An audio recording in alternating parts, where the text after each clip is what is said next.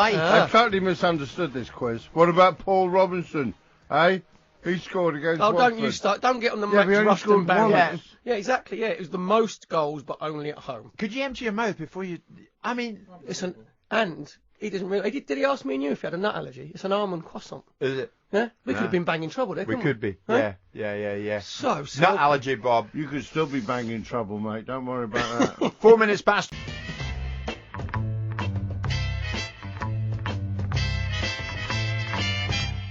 The talkSPORT clips of the week. And we start, Andy, with old mate Stuart Pearce at Wembley last Saturday. You seem to be getting very emotional about Chelsea's poor performance. Frustration about the Chelsea team at the moment. There really is. I couldn't say there's a player in their team that's playing particularly well at this moment in time. I thought he was going to go then. He's a closet Chelsea fan. More upset than I was. So many goals against them. Yeah. Here's our man in Manchester, Don McGuinness, talking United. It's all about domestic football for a couple of months, and with a busy schedule that everybody has, it's just good to compartmentalise that and put that away, and then... I'd put compartmentalise away if I were you, Dom. Come up with another word. Yeah, I wonder what's been exciting Fisherman's Blues host Nigel Botherway this week. I want that tape round my rod. I fantasise over it. Steady on, Nigel. Of course not, Andy. Yes. In fact, this week Nigel once again displayed his incredible ability to hear every word, despite a bad line. Good morning to you, Gary. Hello, Nigel. Long time no speak. Oh, yeah, I'm Gary. That you speak. It's coming from Marty. Oh, crikey, yeah, I remember you. Yeah, I remember you. Yeah, me, Mr. Rob. Yeah, of course. Oh, yeah, of course. Norman Collier wouldn't have got that one, would he? Is it me next? It's me. It is. It's Dean Saunders with a quick question on Jim White's show for Mickey Gray. Is this true? If you put your sail up in Norway on a boat and let it sail, it lands in Sunderland? I don't know. Yeah, I mean, there's so many questions there, really. I suppose it depends on an awful lot of things, like sort of wind direction. The tide. Whether the tide's in or out, as we're going to stay in Norway otherwise. And B, why are you asking Mickey Gray? Well, he's quite an expert. He's not a nautical man, is he? No, not really, no. It's back to breakfast now, where they were discussing the troubled South American derby on everyone's lips this week. Boca v River, this is the second leg of their Copa Libertadores final. Called off again after bus attack, injures the players. And What's it in the moment? Desmond, didn't it, in the first? It was 2-2, yeah. So, but yes, there was a lot Are they both Buenos Aires? Here we are. It's brilliant, isn't it? Not been keeping up. Inter and AC, are they both in Milan? Well, they could be. I think you're being a bit harsh on them. I know there, you do. Andy. This is... I stood your corner, Al. This is Mark Saggers talking Arsenal. Welcome back here to the Vitality. In the end, it was Arsenal 2-1 winners with that winning goal from Aubameyang. Yeah, it did remind us of something, Andy, didn't it? Of course. Aubameyang.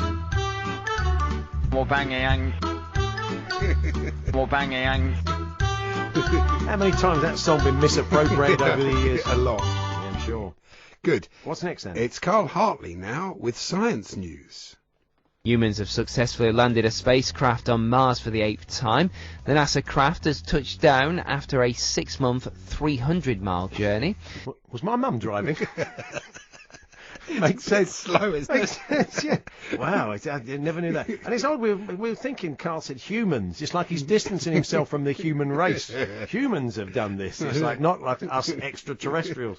So there we are. And we were surprised to hear Alan Brazil say this on Breakfast this week. Oh, yeah. Now, 3 minutes to 10. I want the same pay as Sanchez. You're not far off, mate. I wouldn't push your luck. It's true. But Andy. Perhaps he could work Sundays as well. They do a Sunday, right yeah, up there. that's right, yeah. Yeah, but we're not as surprised as we were to hear our talkSPORT cricket summariser and Surrey skipper Gareth Batty say this before leaving Sri Lanka for home. Alex Stewart needs to get me back in the gym and get the old man back ready for action. Stewie got a pump. I mean, obviously to pump the tyres up on Bat's bike so we can go Nigel's tape. So we can go out cycling and get fitter is what I meant. Yeah. And if David Attenborough is succession planning at the moment, he should look no further than our own Professor Mike Parry. I saw part of the programme where a chimp had been quite badly beaten up but had recovered and retaken his spot at the top of the tribe. No, that's him. That's Dave. But sadly, since they filmed the show, he's been beaten to death. Again? Yeah, twice. Thank you, Mike. I don't know how that happens. That's brilliant, isn't it? What's next, Andy? It's just time for talkSPORT's inappropriate reaction of the week from Alan Brazil to Mark Bosnich. It's now 6:35 in the evening. I'm actually in the car on the way to pick up some food for the kids and for the fiancé. So there you go. Hey! Why? Not really the reaction. I've just been shopping. Whoa! Makes no sense at all. Yeah. Anyway, it's finally it's a caller to drive. Carl is a Southampton fan. What do you want to say, Carl? Well, firstly, thanks for having me on, guys. I love your show to bits. Oh, that's nice. Thank you. But no, thank you for having me on. Yeah, so we get the idea. You're delighted to be on there. But, Andy, to be fair... Well, we had to cut it short, didn't we? As we didn't have time to play you the full version. Here it is, yeah. Carl is a Southampton fan. What do you want to say, Carl? Well, firstly, thanks for having me on, guys. I love your show to bits. Oh, that's nice. Thank you. But no, thank you for having me on. Oh, that's nice. Thank you. Thanks for having me on, guys. I love your show to bits. Oh, that's nice. Thank you. No, thank you for having me on. Yeah, so we've had to cut. It's about another 5 minutes of that.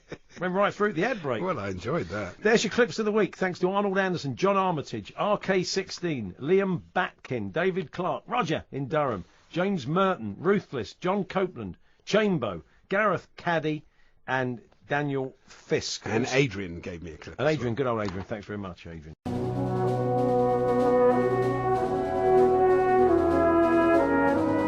Okay. All right, let's talk to Steve, who's a Liverpool fan. Wants to talk to us about Jose Mourinho. Hello, Steve.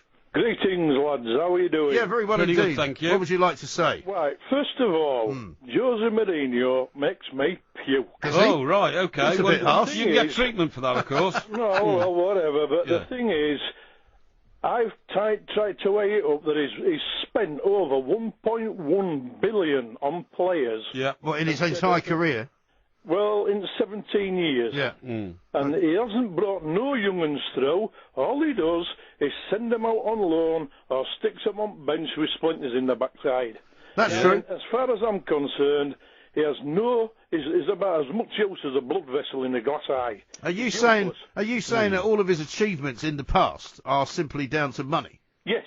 Well, I don't think that's true, because there are plenty of people... Club he's been to have got loads and loads of money. Take him to Middlesbrough, take him to Sunderland, take him to Southampton or whatever. Well, when he won... Go there, when he won the Champions League with Porto, though, Steve, that was... deal. Well, I mean, I'm sorry, you say, oh, wow, big deal. That was a big deal. It was a big deal, because, I mean, there are plenty of clubs that would love to have won the Champions League who have not. Whatever. I think you're being a bit one-sided, Steve. Yeah. I'm the special one all the time. Yeah, but hang on, Steve. You're a Liverpool fan, right? You're a Liverpool fan, so traditionally you hate Manchester United. You hate everything about them. You hate their manager. I don't hate anybody. That's where you're wrong, Mr. Parry. Well, hang on. I don't hate anybody. I mean, for instance, you. I feel sorry for you. Why? Because you support, Liverpool third team, and the thing is that,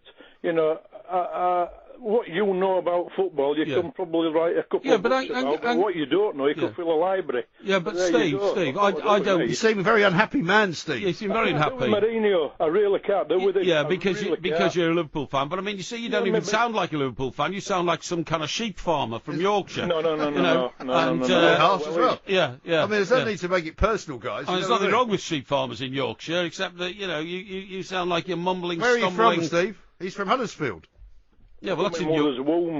No, well, that's in Yorkshire, isn't it? No, I'm not sure how you became to be a Liverpool fan, but Steve, we'll take your prejudice against Manchester United as read, but if you can't work out that Jose Mourinho has got an incredible track record, but has now lost other people's money, his genius. He doesn't know how to bring players up. Well, hang on. Excuse me. What successful managers ever achieved anything without using somebody else's money?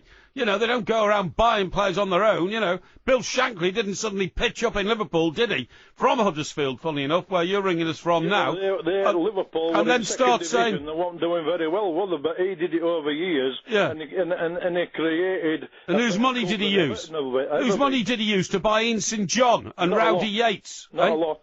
Well, whose money was it? It was the club's money, you oaf. No. Well, don't call him an oaf. Well, I mean, you're saying not the sort of way to talk to the listeners. What's going wrong with you? Hang on, you're saying other people's money, but of course it's other people's money. See, you're calling me this over a phone and not to my face.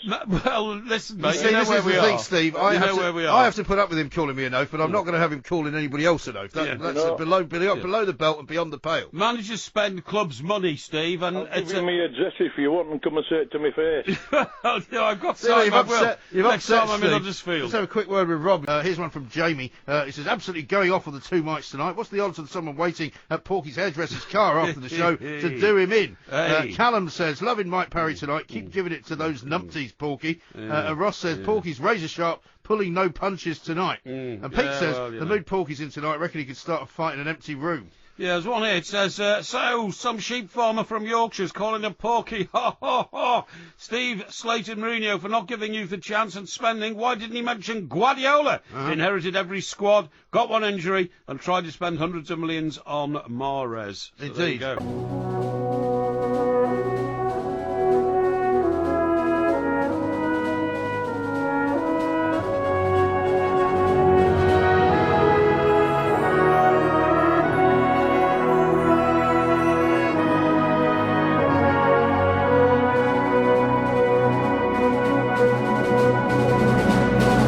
As Laura leaves the studio, she always messes about with the mics.